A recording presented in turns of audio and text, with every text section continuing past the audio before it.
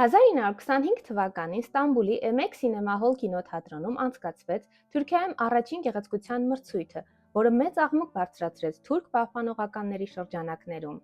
Ահաբեկվեցին մրցույթի կազմակերպիչները և բոյկոտվեցին արդյունքները, որակելով դրանք ամոթալի և խայտառակ։ Մինչև 2010 թվականը թուրք հասարակությունը վստահ էր, որ իրենց երկրում գեղեցկության առաջին մրցույթն անցկացվել է 1929 թվականին։ Սակայն 2010 թվականին հրապարակվեցին արխիվային փաստաթղթեր 1925 թվականի գեղեցկության առաջին մրցույթից, որի մասին ողջ ինֆորմացիան, ինչպես նաև հաղթող գեղեցկուհու մասին ինֆորմացիան թուրքերը ջանացել էին թաքցնել։